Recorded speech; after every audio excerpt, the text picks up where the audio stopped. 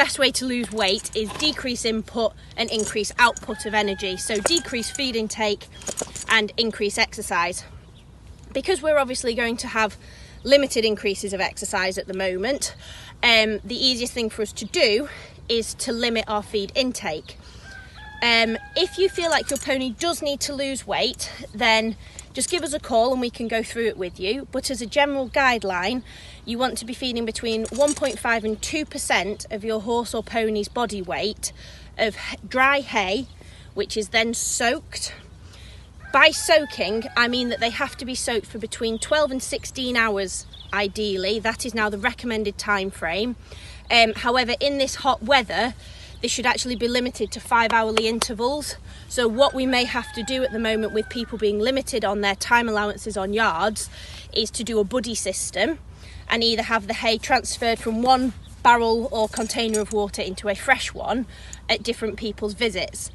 Or alternatively, if the weather settles a little bit and cools and you are going for 12 to 16 hours, you can do hay nets in batches. It is absolutely fine to soak multiple hay nets and then leave them hanging out to dry. The sugar does not get reabsorbed and it will not increase the levels or the risk therefore, good boy, of the sugar levels in the hay that you would then be providing. So whatever works best for you, especially with the limitations that we have in place at the moment. We want to be working on that 1.5 to 2% being of your horse or pony's ideal body weight, not necessarily their current body weight. If you feel like they needed to be on a stricter diet than that, that would obviously need to be something that we would do through a phone conversation or ideally a telephone conversation. If you wanted to do one of these, what would be absolutely essential for us to make the best assessment would be for you to take some photographs of your horse. So I'm going to ask my glamorous assistant, who stood 2 meters away, to just move to the side, and we would have a side-on photograph of the horse. As I say, my horse resembles a hippopotamus. A photograph from the front. If we go round to the front. Good boy. And then a photograph from the back, which takes a long time round a 17-hand punter.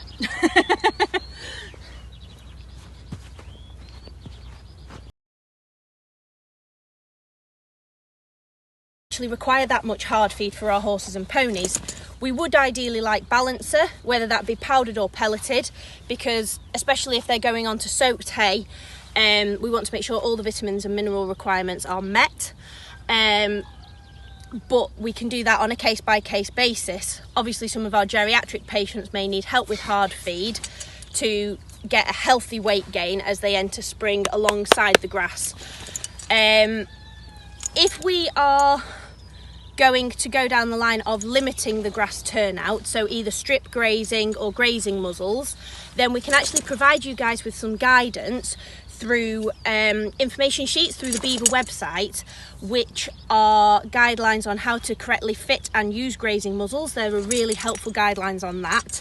The other thing is that things like hay balls are quite a good way to increase your horse or pony's exercise without necessarily having to increase the quantity of food that they're taking in. If you don't have or can't afford one of the new plastic hay balls, Red Wings actually do a great thing, which again you can access through their website, of using the larger Shires nets with the small holes. They're red and black or blue and black. And if you can get a yoga ball or a big ball of some type and you inflate it inside the net and then stuff hay around it, and that way it allows your horse to exercise by increasing their movement to get the hay, excuse me, but you can actually control the quantity of fibre that they are taking in. We need to make sure that also we are accurately weighing.